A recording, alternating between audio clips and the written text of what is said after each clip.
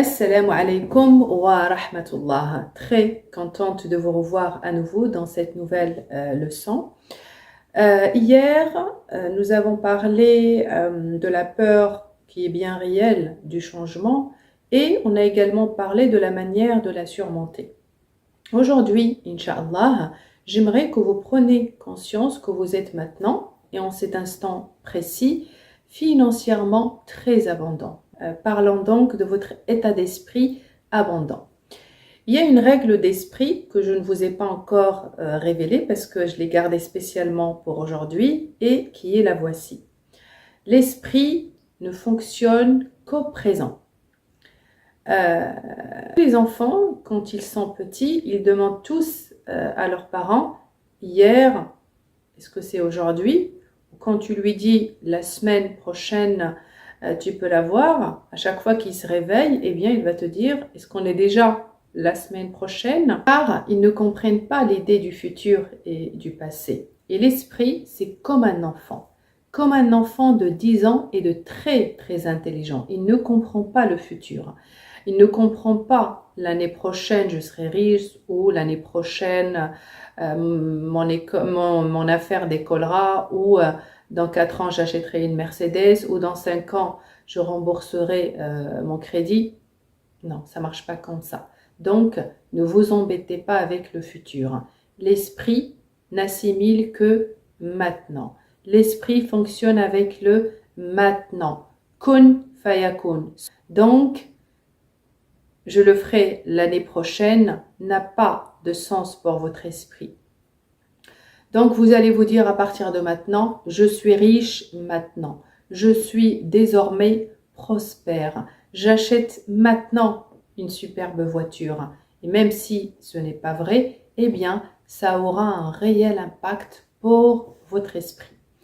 Rappelez-vous, comme je vous ai dit, vos mots, ils forment un schéma directeur et votre esprit, il fait tout pour en faire une réalité. Et quand vous dites, par exemple, je le ferai l'année prochaine, eh bien, vous ne créez pas de schéma directeur. Et donc, pour être riche, abondant et améliorer vos finances, Inch'Allah, eh bien, vous devez être très clair et vraiment très précis. Si par exemple, je dis que je veux plus d'argent et que vous me donnez 1 euro, je ne vais pas dire « waouh, ça a marché ». Non. J'ai dit que je voulais plus d'argent et quelqu'un m'a donné 1 euro ou 1 dirham, je ne sais pas où vous habitez. Et pourtant, vous avez demandé plus d'argent. Alors, ne faites pas ça du tout. Vous devez dire « je gagne tant ». Même si pour le moment c'est faux, eh bien, vous allez vous dire « mon compte bancaire affiche un solde de tant. Je peux m'acheter ce que je veux ». Peu importe si ce n'est pas vrai parce que ça le deviendra, Inch'Allah, lorsque vous comprendrez comment avoir un état d'esprit d'abondance. Et voici comment le faire. Vous allez tous me dire, vous me demandez de mentir à mon esprit. Oui, pour une fois, je vous dis, mentez, trichez et subtilisez. Ayez une bonne image d'Allah Azza wa Jalla. Voilà mon conseil. Donc, mentez à votre esprit, trempez la peur, subtilisez la croyance que vous aviez lorsque vous étiez bébé et qui disait que vous pouvez tout avoir. C'est aussi simple que ça. Je vis dans l'abondance et ça m'appartient. Je vous le recommande vraiment fortement, alors commençons à le faire dès aujourd'hui. Vous devez dire « j'ai de l'argent, je suis riche, je suis prospère, je suis abondant ». Parce que ce n'est pas vraiment mentir. Vous êtes riche, vous êtes en bonne santé, estimez vos yeux, estimez votre nez, ça n'a pas de prix. Vous vivez dans un pays en sécurité, vous vivez dans un pays libre, vous mangez à votre faim, vous êtes prospère, vous vivez dans un monde abondant. Et donc, si vous dites que je suis riche, je suis prospère et je suis abondant, eh bien, ça devient une réalité. Vous savez, si vous retourniez 1000 ans en arrière, vous serez le roi du monde, simplement pour ce que vous savez. Donc, pensez à la vie de vos arrière-grands-parents, comment ils se fatiguaient juste pour fabriquer du pain. Vous êtes bien riche, bien plus riche qu'eux. À présent, vous devez donc penser, je suis prospère, je suis abondant, je suis riche, j'attire la richesse, l'abondance à ma vie et la prospérité. Vous devez vous dire, je baigne dans la richesse, je baigne dans l'abondance et dans la prospérité. J'en acquiers constamment et de plus en plus. Les mots, ils doivent être passionnants et dynamiques. Les mots, ils doivent générer une image. Besoin de plus de choses, ce n'est pas pareil. Comme dire je suis un aimant à richesse, je suis prospère et j'ai de la richesse, ou de dire j'en attire toujours plus. Vous voyez la différence? Ça ne génère pas du tout la même image. Au contraire, et de s'inquiéter pour l'argent et d'être avare, d'avoir peur de manquer, d'éteindre toutes les lumières parce que l'argent ne pousse pas sur les arbres, de finir son assiette, même si on n'en veut plus parce que le gaspillage coûte cher, hein, même si voilà, ce sont quelques sous. Ce n'est pas grave si vous laissez un fond de jus d'orange ou un morceau de pain grillé. C'est même bien de le faire et de dire je suis abondant, j'en ai plus. Je n'ai pas besoin de finir les restes si je n'en veux pas. Je n'ai pas besoin de me forcer avec de la nourriture que je n'aime pas parce que je ne vivrai plus dans un état d'esprit de pauvreté. Je sais que ça a l'air fou, mais croyez-moi, à un moment donné aussi de ma vie, mes dépenses étaient beaucoup plus élevées que mes revenus. Je pensais en permanence aux promotions, aux soldes. Je me disais tout le temps, je ne dois pas jeter ces affaires, ou comment je dois faire si je n'avais pas assez d'argent. Certaines personnes vont même jusqu'à prendre ou voler ou s'approprier des choses. Peut-être que ces gens-là volent parce qu'ils pensent que personne n'en a besoin. Il y a des gens aussi qui prennent des choses dans l'hôtel parce qu'ils croient qu'ils n'en ont pas assez. Ils pensent qu'ils en ont besoin. On entend aussi des gens qui répètent souvent cette expression, qui disent tout le temps tu me dois, je n'ai pas eu assez de ce que je voulais, je n'ai pas eu assez d'amour, donc je vais manger plus, acheter plus ou stocker davantage, aller dans les vides-greniers, acheter tellement de choses juste pour prétendre en avoir plus, mais la vérité, ça ne marche pas comme ça. Pourquoi? Parce que vous avez une mentalité de pauvreté. Je veux vraiment que vous y renonciez là, maintenant, dès aujourd'hui et à cette minute précise. Je veux que vous adoptiez une mentalité tournée vers la richesse, une mentalité d'abondance. Rappelez-vous la règle de l'esprit et qui dit il fonctionne dans le présent. D'accord? Donc, arrêtez de dire quand j'aurai le travail de mes rêves, je serai riche comme Crésus. Un jour, quand je serai millionnaire, tout ça, arrêtez. Dites-vous maintenant, je suis millionnaire. J'ai tout maintenant. Je suis millionnaire. Je deviendrai même milliardaire parce que je roule sur l'or. Si jamais vous pensez que c'est faux et que ce n'est pas vrai, alors souvenez-vous, vos mots et vos pensées forment un schéma directeur et votre esprit fait tout, absolument tout pour qu'ils deviennent réalité. Quand vous accumulez et quand vous conservez, vous négociez, vous vous inquiétez, vous ne dépensez pas, vous contrôlez, quand vous pensez je ne peux pas me le permettre, que c'est trop, quand vous ne donnez pas de pourboire, quand vous vivez petit parce que vous êtes dans le rouge, eh bien, vous restez dans un schéma directeur de pauvreté. Ah, croyez-moi, ce n'est pas difficile de passer sur un schéma directeur de richesse. Je vous conseille de donner simplement plus d'argent. Ça peut sembler fou quand on n'en a pas, mais sachez que quand vous donnez plus et quand vous êtes convaincu que vous allez le récupérer, eh bien, vous allez le récupérer. Je vous promets que ça marche et je vous montre comment. Passons tout de suite à l'exercice parce que je veux vraiment que vous obteniez cet argent et cette richesse. La véritable abondance repose sur le fait de donner et de recevoir. Et malheureusement, certaines personnes se contentent de garder précieusement leur argent sans le partager, sans le dépenser. Et à chaque fois, quand ils achètent quelque chose, eh bien, ils vont se dire « Je n'aurais pas dû acheter ça, je ne peux pas me le permettre, maintenant je ne peux rien payer. » Et en fait, ils s'inquiètent de ce que ça leur coûte. Il y a aussi d'autres personnes qui font le contraire. Ils dépensent sans mesure.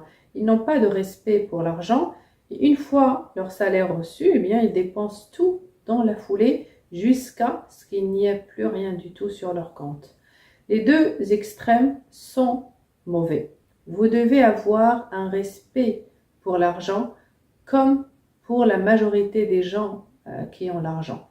Ils ne gaspillent pas leur argent, ils ne le jettent pas par la fenêtre. Quand ils se promènent dehors, ils ferment toujours leur portefeuille, ils ne l'exhibent pas devant tout le monde. Donc, il y a vraiment une énorme différence entre avoir peur de l'argent et lui manquer de respect. Je vais également vous donner un exemple avec votre respiration. J'aimerais que vous inspiriez, juste inspirez et faites-le avec moi. Laissez entrer l'air, c'est très bien. Retenez-le, tenez encore un petit peu et maintenant expirez. Vous venez de donner et de recevoir. Vous voyez, c'est vraiment très très facile et on le fait tous les jours. Je veux que vous soyez celui qui prend, le détenteur. Inspirez, continuez à prendre un grand souffle, prenez, continuez. Vous ne pouvez pas expirer. Continuez de prendre. Inspirez plus, continuez de prendre. Prenez. Et continuez encore. Faites-le. N'expirez pas. Restez comme ça. On peut continuer pendant 4 minutes, mais on n'ira pas jusque-là. Tout ce que je veux, c'est que vous puissiez remarquer à quel point il est inconfortable de prendre. Prendre encore et encore, sans rien en retour. C'est comme si, prenez en plus, inspirez plus. Quand vous commencez à ne plus le supporter, eh bien, expirez. Et maintenant, donnez. Ça fait du bien, n'est-ce pas? Donc, expirez et continuez à donner. Continuez d'expirer et donnez plus, encore plus. Continuez encore. Continuez jusqu'à ce que vous en pouvez plus. Et restez comme ça. Restez jusqu'à ce que vous vous sentiez mal à l'aise et que ça devient insupportable. Jusqu'à ce que vous vous sentiez mal et que ça commence à être douloureux. Inspirez. Maintenant, inspirez et expirez. Donnez, prenez, donnez. Parce que c'est un équilibre. Et vous savez quoi? La nature exige un équilibre. Il faut de l'équilibre. Ainsi, lorsque vous conservez votre argent par peur, lorsque vous ne pouvez pas le lâcher, lorsque vous ne le partagez pas et ne le dépensez pas, vous manquez d'équilibre. Ce n'est pas le cas pour tout le monde parce que certaines personnes, ils font tout le contraire. Ils ne font que donner. Il y a des gens, malheureusement, qui travaillent très très dur et qui ne facturent pas assez, comme certaines personnes, notamment à certains coachs qui sont toujours accessibles. On les trouve dans certaines soirées ou d'ailleurs même des fois sur Internet, donner des conseils gratuitement, même si c'est agréable. Mais sachez que si vous donnez encore et encore sans jamais prendre, eh bien vous n'avez aucun équilibre. Et si vous prenez encore et encore sans rien donner, eh bien vous n'avez pas d'équilibre non plus. Donc, Inspirez et expirez. Donnez et recevez. C'est ça l'équilibre. Voici un autre exemple d'équilibre. Je donne de mon talent et je suis généreusement récompensé en retour. Je donne de mon temps, je donne quelque chose de valeur que je partage avec le monde et en retour, je suis très très bien payé. Je suis super bien récompensé pour mon talent. Cet équilibre, il semble vraiment fantastique à mes yeux, n'est-ce pas? Je donne et je reçois. Je reçois et je donne. Je donne de mon talent. J'offre de mes compétences au monde. Je partage mon talent. Et en retour, le monde me le rend très très bien. Il me récompense avec un salaire qui me rend heureux. Un salaire avec lequel je me sens vraiment, vraiment riche. Il n'y a vraiment absolument aucune autre façon de faire autrement. Tout le monde, tous les gens ont un talent. Il y a des gens qui ne le savent pas encore, mais tout le monde en a un. Rappelez-vous de cette règle d'esprit qui dit vous devez agir d'une manière tout à fait cohérente avec la façon dont vous vous définissez. J'ai mon chat qui m'embête, c'est pas grave. Mais maintenant que vous le savez, alors ne vous définissez jamais comme pauvre. Ne dites pas je suis fauché, je suis complètement fauché, je suis à sec, je suis pauvre, je dois prendre le bus parce que je n'ai pas les moyens de me payer le taxi. Alors ne le dites jamais. Dites plutôt je suis prospère, je suis abondant, j'ai quelque chose de valeur à partager avec le monde et en retour, je reçois beaucoup d'autres choses. Faites-en votre schéma directeur, faites-en la définition de ce que vous devenez. Vous agissez d'une manière qui correspond à la façon dont vous vous définissez. Abondant, prospère et riche, baignant dans la richesse, débordant de richesse. Utilisez vraiment des mots passionnants et qui animent votre imagination. Montrez à votre esprit la voie à suivre et l'imagination est vraiment plus puissante que la logique. Si votre imagination dit « je peux le faire », alors ça vaincra toute logique qui dit que vous n'y arriverez pas. Votre niveau d'études n'a pas d'importance. Et d'ailleurs, prenez l'exemple de Tony Robbins. Il n'avait absolument rien. Regardez ce qu'il est devenu. Allez-y, discutez-en avec la tribu, partagez votre expérience et dites ce que vous a fait de prendre et de prendre et de prendre jusqu'à ce que vous fasse mal. Et aussi de donner encore et encore et encore sans rien recevoir en retour jusqu'à ce que vous ressentiez de la douleur et de l'inconfort. Partagez les mots que vous utiliserez et le nouveau schéma directeur qui est maintenant entre vos mains. Parlez aux autres de votre expérience quand vous dites « je suis prospère, je suis riche, je suis millionnaire, je suis une célébrité, je suis une rockstar si vous le souhaitez, je vis une vie abondante parce que votre esprit ne fonctionne qu'avec le présent. Vous devez avoir un état d'esprit abondant en ce moment même et à cette minute précise. C'est alors que vous pouvez atteindre un état d'esprit d'abondance. Mais s'il vous plaît, ne le faites pas à un temps futur. Pourquoi? Parce que ça n'a aucun sens pour votre esprit. Quand ça aura du sens pour votre esprit, il travaillera avec vous. Et à ce moment-là seulement, vous pouvez tout avoir. Je vous remercie pour votre écoute. Et demain, Inch'Allah, nous parlerons de la façon de s'aider avant d'aider les autres. Pourquoi? Parce que, bien évidemment, vous en valez la peine. Donc, je vous dis à demain. Wassalamu alaikum wa rahmatullah.